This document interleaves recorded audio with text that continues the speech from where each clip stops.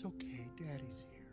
Finding Nemo is a Disney Pixar animated film directed by Andrew Stanton that released in 2003. It won an Academy Award for Best Animated Feature in 2004 and is thought by many to be one of the best pieces of cinema produced by Pixar to this day. In this video presentation, I plan on showing off several important scenes and explaining how the film uses editing, cinematic techniques, and overall narrative structure in these scenes. So without further ado, let's begin and take a deeper dive into Finding Nemo.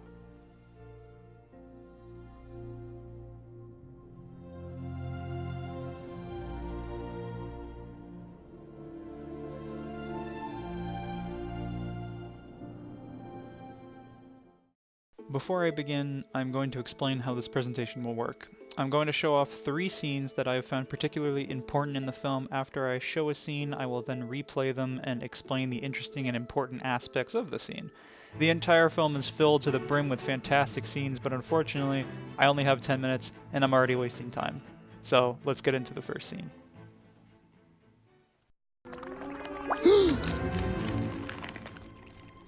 Hello. Well, hi! Name's Bruce. It's all right, I understand. Why trust a shark, right?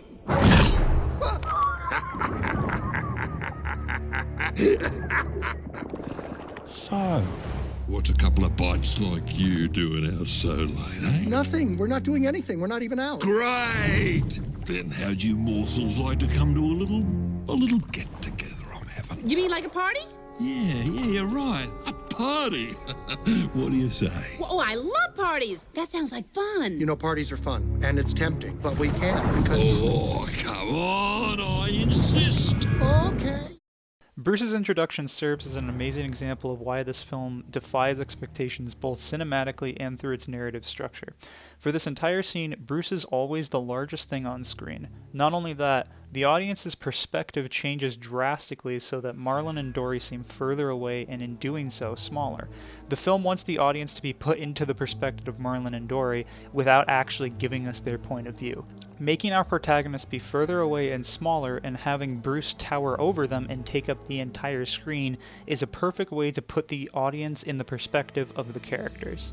From a narrative standpoint, Bruce's introduction is genius. After the inciting incident of the film, which is Nemo getting taken, one might think that Marlin's first obstacle on his way to get his son back would be something more tame. When you think of the ocean and the dangerous creatures that are within it, the number one most dangerous creature most people think of are sharks. They are definitely the most iconic. The film hooks us immediately by defying what we think we know about narrative structure. Instead of Marlin having to overcome various creatures until he eventually battles with the most dangerous, we are immediately introduced to Marlin's first obstacle, Bruce, a great white shark. Another very good example of why this film defies expectations is when Marlin and Dory are challenged with getting through the jellyfish forest. For this scene, I'm going to skip around a bit to show off specific parts.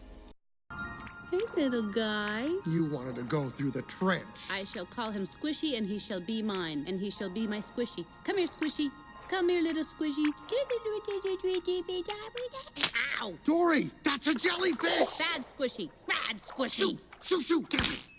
Come here, let me see that. Don't touch it. Don't touch I'm not it. gonna touch it. Just want to look. Hey, how come it didn't sting you? It did. It's just that... Hold still. I live in the Anemone, and I'm used to these kind of stings. Come here. Ow, ow, ow. It doesn't look bad. You're gonna be fine. But now we know, don't we, that we don't want to touch these again. Let's be thankful this time it was just a little one. Dory?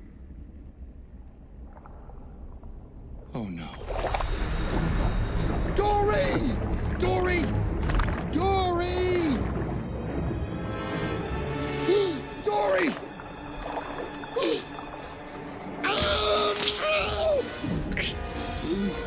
Am I disqualified? No, you're doing fine. You're actually winning. But you gotta stay awake.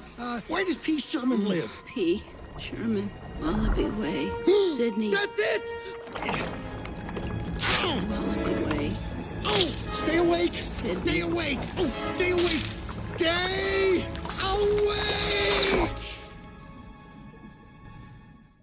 This scene both shows off the film's fantastic editing and cinematic techniques. At the very start of the scene, we see a similar technique used yet again. Dory is taking up almost the entirety of the screen, making her look massive compared to this itty-bitty jellyfish, much like we saw before with Bruce. After that, there is this great moment of Marlin and Dory talking, and in the background we are able to see jellyfish very slowly falling into frame without our protagonist realizing. This informs the audience as to what is coming next and makes us want to shout out and warn them. After they race to get away from the jellyfish and then Marlin goes back in to save Dory, there are several POV shots of Marlin looking around at all the jellyfish. This is fascinating because the audience perspective moves so quickly around with constant cuts in between, giving the audience this feeling of panic and almost suffocation. Finally, one of the greatest examples that this film has to offer when it comes to showing off how it defies expectations is at the dentist's office. The entire film has led up to this penultimate moment of Marlin finally finding his son Nemo, but not reuniting with him just yet. Oh yeah, a nice Psycho reference, by the way. Darla, your uncle will see you now. All right, let's see those pearly whites. I'm a piranha. They're in the Amazon. And a piranha's a fish, just like your present. Oh, no. Poor little guy. He's dead. Shark bait! Yay! Fishy, fishy, fishy. Must have left your present on the car, sweetie. I'll go and get it. He's still alive! He's not dead! What's happening? Why is he playing dead? He's gonna get flushed down the toilet! He's gonna get out of here! He's gonna get flushed. What a smart little guy! Oh, no, not the trash can! Nemo, no! Hey, I found his dad! Where's Nemo? Where is he? Dentist! He's over there! What's a dentist? What is that? Nigel, get in there! I can't go in there! Oh, yes, you can! Charge! What the? Ah, sweetie!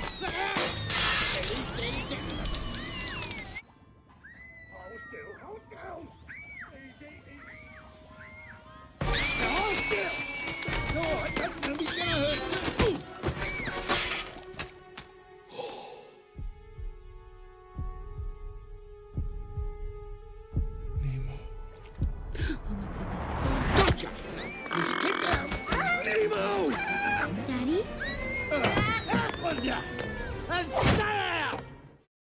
This scene has all the major characters present, shows the audience exactly why Darla is a means to an end for any fish she encounters, and on top of all of that, this is the first time after Nemo gets taken that Marlin is able to see him again. The editing in this scene is fantastic with several good points to talk about. We see cross-cutting from within the dentist's office itself back out into the waiting room, where we can see the chaos unfolding from a bystander's perspective, and the audience is taken back at how ridiculous this all really is. When Nemo's bag has fallen on the table, we get this slow zoom on Marlin's face with the sound of a heartbeat over it. All other sounds fade away as the only thing we can hear is the heartbeat. This fits perfectly as we can see Marlin's reaction to what he thinks is the fate of his lost son. The cinematography in this scene seamlessly moves us around the dentist's room as the audience is always positioned perfectly to see the chaos unfold. I'm well aware that I cut that last scene short, but that's because I'm pretty much out of time. Finding Nemo is an incredible film.